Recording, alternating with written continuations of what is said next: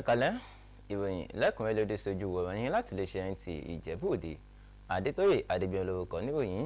Ẹgbẹ́ ìròyìn náà lẹ́kùnrẹ́rẹ́. Abẹnugan ilé ìgbìmọ̀ asòfin ìpínlẹ̀ Ògùn Olúdáìsí Ẹlẹ́mìdé ti ń rọ ìjọba àpapọ̀ pé kí ó bójú àwọn ọ̀nà tí ó bàjẹ́ káàkiri ìpínlẹ̀ náà tí ń béèrè àtìlẹ́yìn kíákíá látọ̀dọ̀ ìjọba. Ó sọ̀rọ̀ yìí nígbà tó ń dáhùn sí ibi òpópónà Ọ̀sọ̀sà Ìtànmí Sábòmọlọdé ní Abẹ́òkúta ṣe ti bàjẹ́ gan látàrí òjò tó rọ̀. Yẹmi Dalẹ́mọ jábọ̀ ròyìn wípé abẹnugan náà Olúdáìsí Ẹlẹ́mìdé tún yan iṣẹ́ fún àwọn akẹgbẹ́ rẹ̀ láti máa ṣàmójútó àwọn iṣẹ́ amáyédẹrùn agbègbè wọn kí wọ́n sì rí i dájú pé gbogbo àwọn iṣẹ́ náà ń lọ bó ṣe kó lọ. Ẹgbẹ́ kan ìròyìn náà síwájú sí i.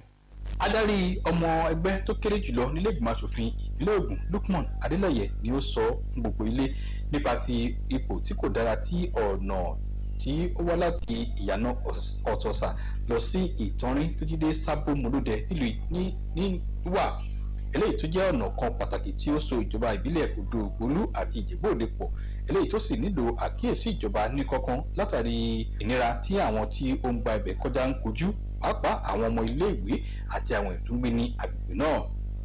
Abẹnugan ilé ìgbìmọ̀ asòfin ìpínlẹ̀ Ògùn Olúdáìsí Ẹlẹ́mìdé ni ó wá rọ ẹ̀ka ìgbìmọ̀ aláṣẹ nípínlẹ̀ yìí àti iléeṣẹ́ tó rí sí ọ̀rọ̀ iṣẹ́ òde láti gbé ìgbésẹ̀ tó yẹ lórí ọ̀rọ̀ yìí kí wọ́n sì dóòlà àwọn èèyàn tó ń gbé ní agbègbè náà.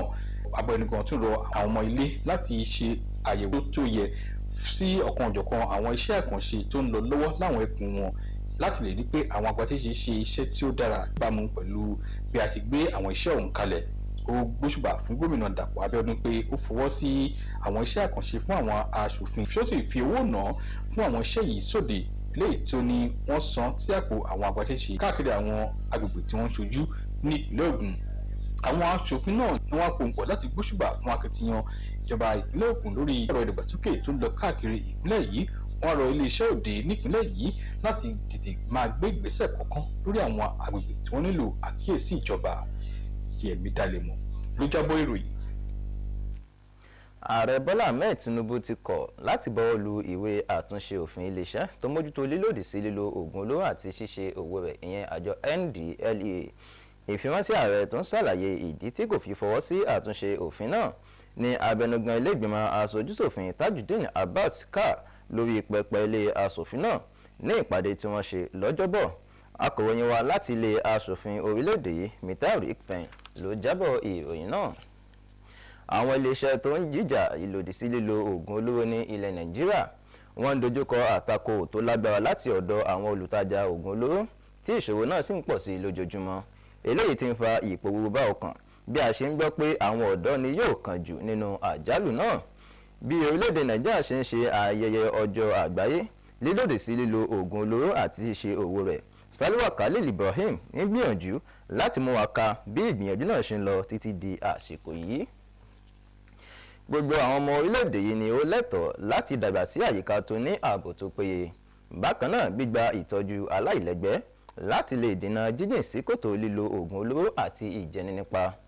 Aya ààrẹ orílẹ̀-èdè Olúrẹ̀mí Tinubu ni ó fi ọ̀rọ̀ náà lóde nínú ìfiránṣẹ́ rẹ̀ lọ́jọ́ ìrántí ọjọ́ àgbáyé nípa lílòdì sí lílo oògùn olóró pẹ̀lú ṣíṣe òwò rẹ̀ ti tọdún 2025 pẹ̀lú àkòrí ẹ̀rí fihàn gbangba ìgbìyànjú sí dídènà àti mímú ìyípadà wá.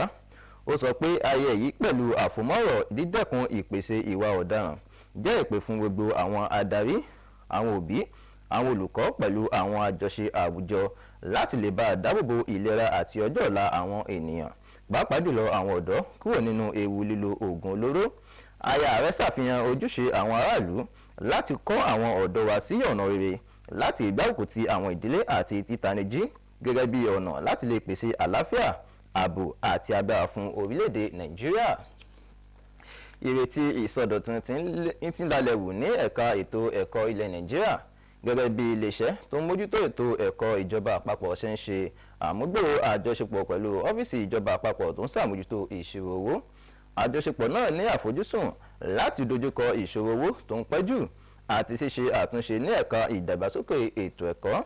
Ara àwọn àfojúsùn náà ni ṣíṣe àmúgbòrò ètò amáyédẹrùn fún ìkẹ́kọ̀ọ́, ṣíṣe àtúnṣe ètò ìṣàkóso ilé ẹ̀kọ́ àti dídín òǹkà àwọn akẹ́kọ̀ọ́ tí wọ́n ti kúrò ní ilé ẹ̀kọ́ kù. Zenret Digmon ló jábọ̀ ìròyìn náà. ìròyìn wọn fún ti àṣálẹ́ òní kò ní jù báyìí lọ. Àdìtóyè Adébíyàn ló kọ níwòyìn títí dọ̀là tá tún pàdé ó dàbọ̀.